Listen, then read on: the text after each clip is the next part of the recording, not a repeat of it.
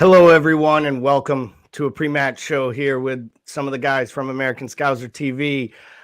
Super excited to have with me on today David Rice and Trevor Utley. How are we doing, guys?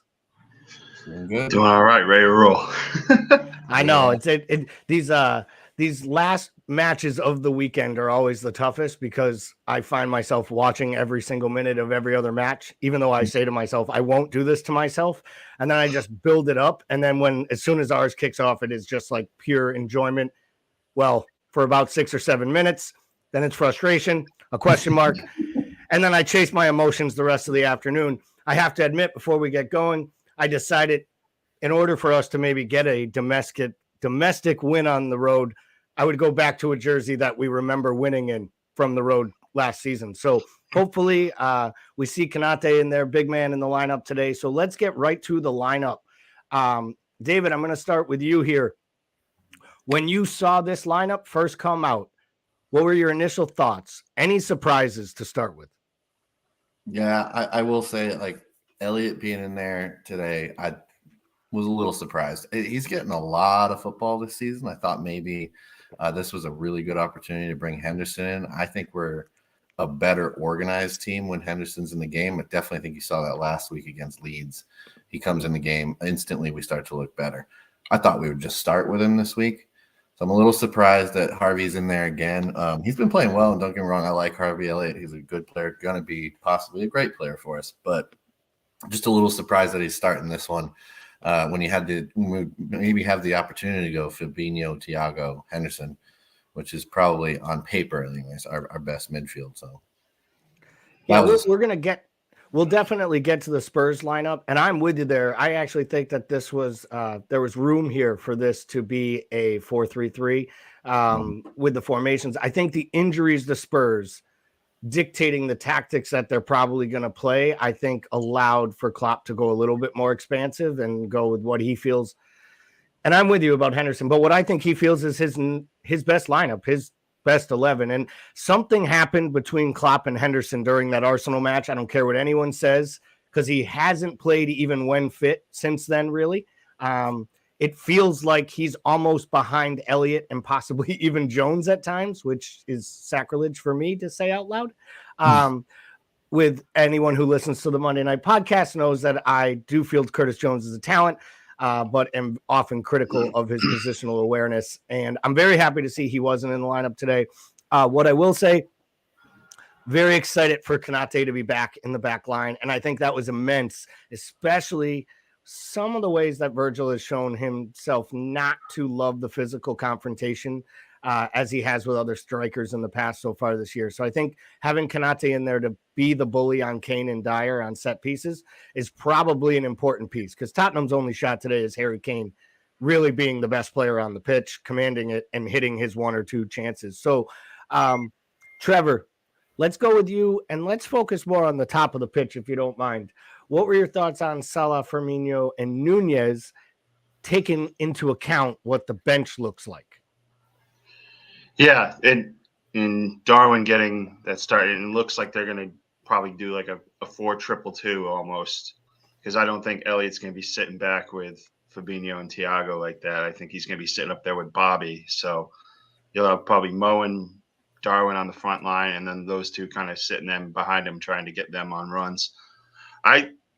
I don't think it's particularly necessary, given how banged up Spurs is. You don't really need to kind of have to do that much, I think. Maybe because you think they're going to sit back more now. That it's just going to be 6 people, like a 6-3-1 or something, with Kane just out on an island by himself. I don't know.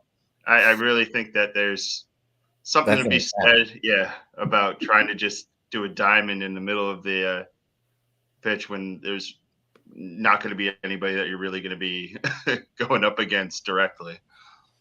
Sparky Parky chimed in on Facebook. He said, I think this is the strongest mid we have. And at the moment, I think it's hard to argue with what we've seen from Elliott, especially going forward at times. He does leave Trent in positions where he has to make decisions about going forward or defending, which I think Jordan does the same thing at times by taking up areas of the pitch. But I think because Trent understands where Jordan's going to be and they have that better, kind of that better triangle, even though the Elliott, Mo, and Trent triangle is, mouth-watering at times, it's also mouth-watering for opponents and opposition managers because they target it. And then we all complain about Trent for a week when we could, talk about the center back next to him, Fab not covering, and really Elliott leaving space in between. So I agree with Sparky Parky, and thank you for chiming in. If you have comments, we would love for you to share them so we can bring you into the discussion, even if you're not live on the screen. So let's take a look here. I'll start with you on this one, Trevor. You mentioned these, 1-6-2-1.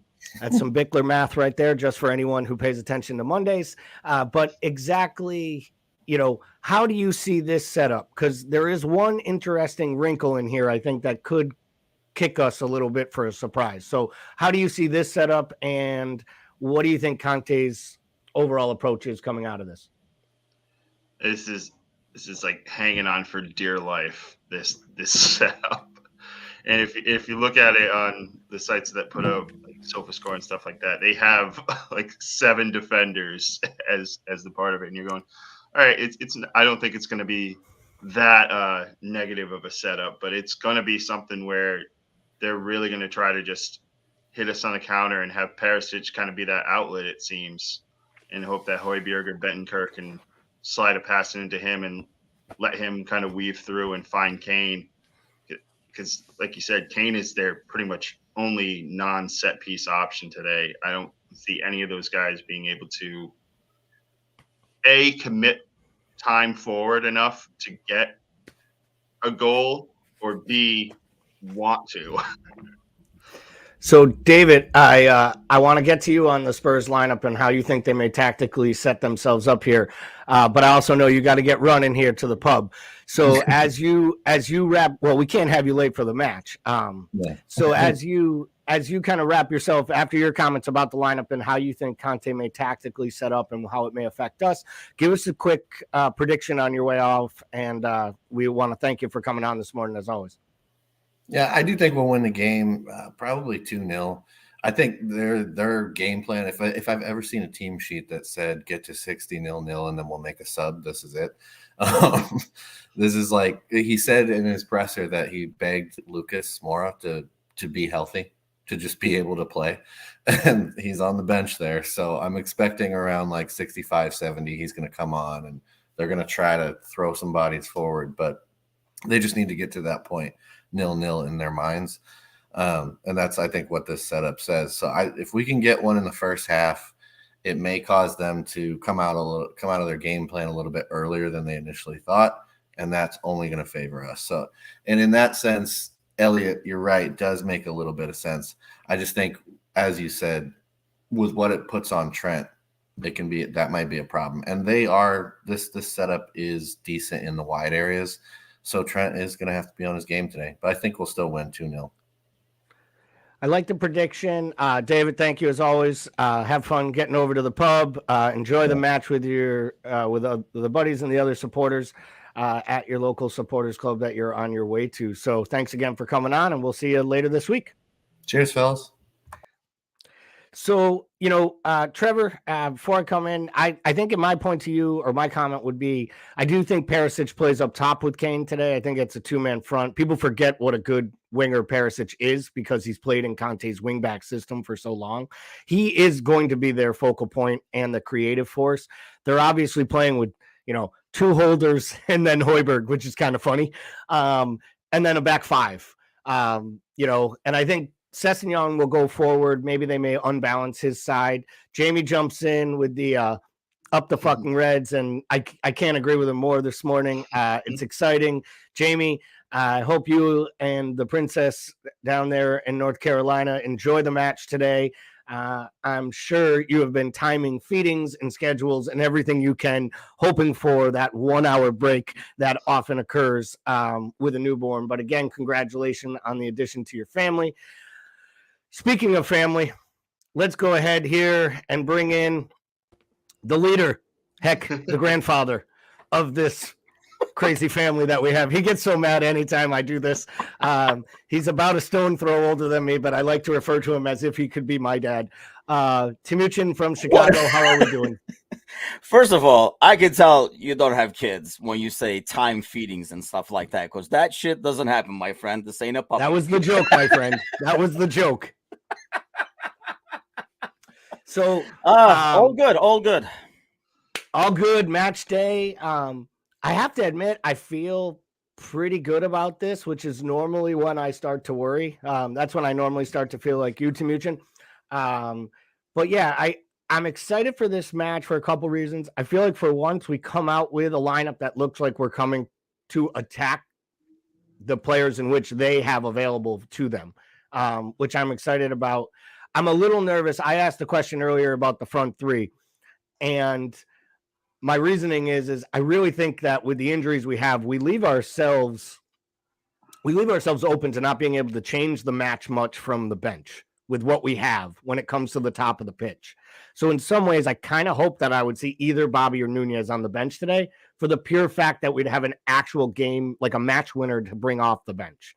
Because other than the big opportunity that won't come, I'm not sure there's anyone there that can actually come in and change the Premier League match. An opportunity. That's a good one. I might use that one. He's going to use that one. Thank you. Love that, Trevor. I don't. I don't know. It's one of those things where, that's where the injuries have hurt, right? I mean, you normally had like all these riches with Jota in there as well. Diaz on the left-hand side, not having either one of those stops you from bringing Bobby or Nunez or whoever off the bench. But honestly, this game, man, is a game that we better start on the right foot and not concede first, because they're already going to be hunkered down over there. It will get 10 times worse if they get like a cheap goal in the beginning. So it's just a matter of, I like seeing Konate out there with his pace and at least somebody that can go at a defense that sits back, like with a dribble or a pass through.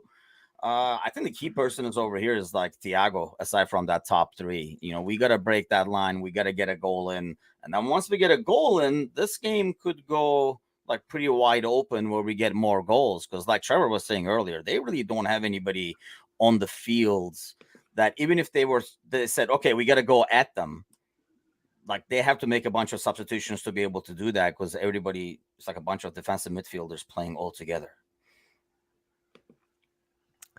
Yeah, so Trevor, when it comes to the back line and Konate, I'd asked you when we first had David on earlier, kind of the up top side of things. In that back line with Konate there, expect to see things different? Expect to see a different Virgil? Like, how do you think playing Konate, especially against a striker like Kane, affects this match?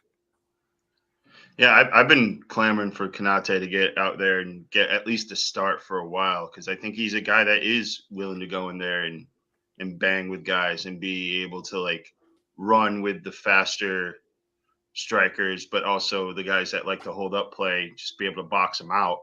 And I think that gives Virgil a little more freedom, and it gives him a little more just peace of mind where he doesn't have to kind of always look over his shoulder and make sure Gomez is in the right spot, and for him, that's something where you just play better when you're just worrying about yourself.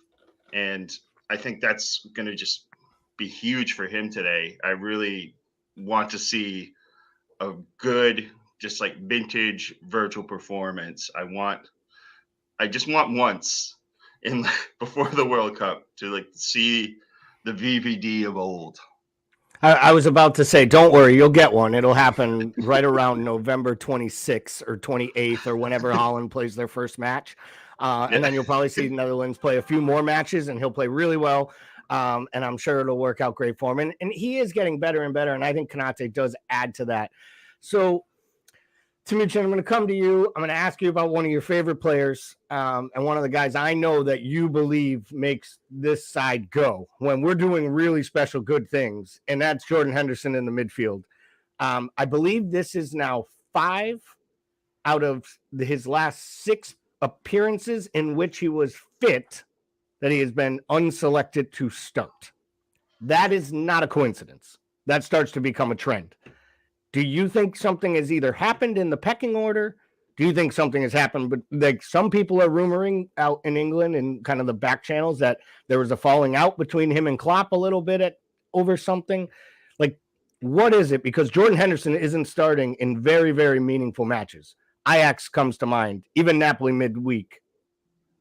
But I don't think like he has been 100%, has he? I mean, every time he plays, it feels like he is like playing with a knock. I mean, when you were talking earlier about like bringing somebody off the bench, I think that's the only guy you can kind of bring. He doesn't, it's not like an attacking force, but it's somebody who moves the ball a lot faster. That's what I like about Hendo when he's out there. He moves the ball a lot faster, especially when we play against like a defense that's sitting back, and we kind of expect them to, obviously, just looking at the lineup. That's the thing with, you don't get that with Fab, and you do not get that as much with Thiago. Thiago likes to kind of hold the ball, look up, and find the runner, ideally. Whereas Hendo almost like knows where he's going to go with the ball as the ball is coming to him. He has already made up his mind, good or bad. He has made up his mind, so he moves the ball fast. I don't think it's I think it's more the fact that he is not 100%. And again, maybe back to what you're saying, to be able to create more attacking, maybe that's why Elliott is over there, because it's somebody else who can do something on the ball. In some ways, I think I guess where I come to this, you know me, Dimitri, I'm not like a conspiracy guy, and I don't try to actually throw no, but I don't try to throw shade at players. I try to figure out and understand things. And right now, I agree Elliott offers something that maybe even Henderson doesn't offer in that area of the pitch when he's playing, and especially at his top form when we need to create a little bit.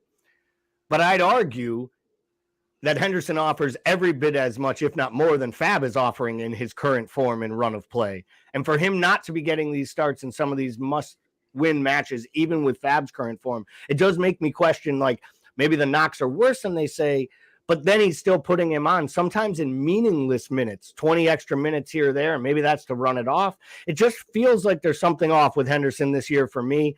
And it just seems like he's just not as key. And he's 33 years old. Maybe this was all part of the plan. Maybe this was the year that they were going to start integrating the other players in. Just a little surprising for me to not see him in this match of this much magnitude when he didn't start midweek, but did come on for a appearance. I think Fab plays a lot better in this. It looks like it's going to be old school 4-3-3 over here to me. So I think Fab plays a lot better in that system. He's a lot more used to it. He has really struggled when it's a double pivot. Then if you're going to have Fab out there for like defensive and stopping their counters, then, and cover behind like Trent and like Robo and stuff, you, I think, almost have to have, if you had Hendo and Fab instead of Thiago, I think you're not going to have the tools to be able to open up a defense. So I think you kind of like pick your poison. But you're right. I think in terms of attacking power, the decision is, and it's clearly that Elliott brings more to the table than, I think if we played against a team like Chelsea or United today, that might play a bit more open and more attacking, I think you see Hendo instead of Elliott. I think we already knew because of their injuries, this is what Tottenham was pretty much going to do. So you go with a lineup that's designed to kind of like break down a defense as opposed to kind of conquer the midfield and solidify the midfield. Before we move on to the final predictions and any final thoughts on the match, let's just discuss the bench quickly here. We'll start with you, Trevor. Immediate response to that bench. We're okay, not good enough. What do you expect here looking at that bench when and if we need to reach to it to change the match around the 60-minute mark? Yeah, I'm hoping it's bringing in closers and not chasers, because that ain't a chasing bench. That's a good way to put it, actually. I like that expression, actually. I think that's very apropos for this bench, to be honest. Yeah, there's no guy and what you guys were talking about earlier about having able to have Bobby come off the bench or something like that, and maybe you would have run Carvalho out there in his spot and kind of just have that game changer right here. This bench screams, if we're tying 1-1 or we're up 1-0, we're just going to flood the defense and hope for the best, or either to keep a draw or try to just hold a win, because this is not a go get a late goal type of bench. And how about you, Timuchin? When you look at that bench, let's say we're not fortunate enough to be, hanging on to a 2-0 victory and go to Milner time, right? And bring Henderson on for the obligatory yellow and a crazy look at the ref when he gets it. Like, what do you mean? I should have got 2 of those by now. But where does it go? Is this if we made 3 subs here, what would you expect them to be? And, is there any chance that Jurgen uses 4 or 5 with the ones that are available to him looking at this starting 11? I mean, barring an injury on this, I'm not counting the guys that kind of like trot out there in the 88th minute and stuff like that. But apart from like Hando, Carvalho, I really don't see. And I hate to see, you guys know me, would love to see a great opportunity for Ox, but I almost feel like it'll be Jones coming in before Ox at the moment, unless, he has obviously like more miles on there. But let's face it, though, against the team that sits back, Ox does bring something different, right? We talk about we've forgotten him so much, and he's been missing and out of form for so long. And it's normally like, go back a year and a half, 2 years, we would say, that's a good option off the bench if we need to crack some shots and make a run at the defense and stuff like that. But, we can't even remember how he's playing because we haven't seen him in months. And, and I think that's maybe the only difference here. That, I feel like Liverpool has strong advantages all over the pitch with this starting 11 against what Spurs have available to them today.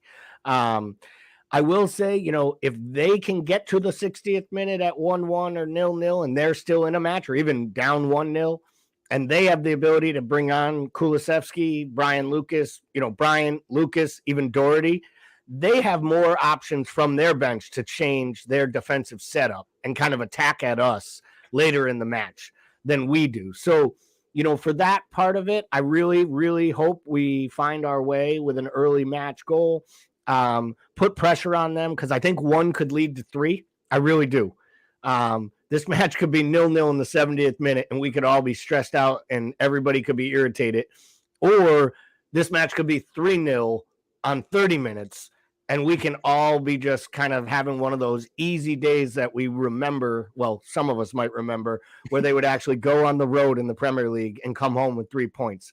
I made the joke about wearing the jersey, hoping that maybe I would remember what it felt like to get a victory when when they're playing on the road here domestically. So hopefully that's what's coming. Timuchin, give us your prediction. Key player. Where's it go? I agree. I think you're right. This game could go either way. This could be like a blowout where we win easily, like 4-1 or 3-0 or something like that. It could be like a lean back kind of game, but that's too freaking optimistic. I am predicting a painful 2-1 victory for the good guys. And key guy, like I said, I think Thiago, what he does defensively and attacking, breaking down wise, but I do like having. This is one thing. I know they're have a defensive setup, but when you have Van Dijk, Konate, and Nunez in the box going after corners and stuff like that, that is something hard to kind of defend. So I'm hoping we might get something off of that as well. And Trevor, give us the prediction, key player, key tactic, what you expect them to see here. This isn't going to be an easy ride. This is going to be the old butt pucker. It can be 1-0. Mo gets it from the spot within the first half hour, and then we all grind our nails to the point of bleeding for the next hour after that. That's the attitude. Trevor's coming in not only with predictions, he's telling us who's going to score goals, how they're going to score them, and when. And I'll tell you this, if they score a Mo penalty early, I'll be a little bit shocked seeing the fact that we're one of, I think, 4 sides in the Premier League to not have a penalty awarded to them this calendar year. So I don't actually see a penalty on the road at Spurs, though they do have players that have a penalty in them. I do think that Arjoy comes down the left today, both because of how they're setting up and because I think Perisic, though he has the wheels to track back and forth, I think he will be up top as the front option on the right, as like a right wing. And I don't know that his old bones are going to be able to track back all day. So I call for like a big Robertson day. So I'm hoping Robbo gets in there, gets a couple assists. And I really, really hope that this is the day where like you see Mo and Darwin fire at the same time. Like both have a great match for Liverpool up top. Bobby can do what Bobby does. He'll float. He'll look like he doesn't do much, and then he'll be the guy that we wax poetically about probably Monday night, or at least I will. Everyone else on the show hates the guy. I don't understand. Everyone wrote him off. They have written him off. They have already sent him away. They've bitched about him leaving on a free transfer. Pretty sure they bring up like everything negative. No, just kidding. But we love Bobby, and I think he plays a big role today, but not the star role. I think the star roles, will be down that left-hand side. I just think it's Nunez and Robbo, and I hope that they start to create a little bit of that synergy that we saw at times with Diaz and Robo, and especially with Robbo and Mane in the past. Our third man in on Monday nights comes in with the fucking hate Bobby. Absolutely. We know you do, Paul. We know how you stand on this. I think at one point you offered him for Bamford straight up as a free transfer at one point. He would give the whole freaking team up for Bamford. He would, yeah, as long as it came with the box of wine and the bridge. So for all of us here, we hope that you have a wonderful day. Please, if you've seen the banner running throughout the program here, depending on where you found us, whether it's on Facebook or on our new YouTube channel, please like and subscribe, leave us comments. If you would like to get involved with the program more often, we would love to have it. We're looking for new contributors all the time. Send us a message through Facebook, through Instagram, through our YouTube page, but please subscribe to the channel so we can grow those numbers and keep to deliver even more content. So guys, thanks for joining. We'll have a few more people on the post-match. Hopefully there'll be some different faces, different voices, and most importantly, different opinions. Everyone, thank you very much for joining. Have a great match, and up the Reds. Up the Reds.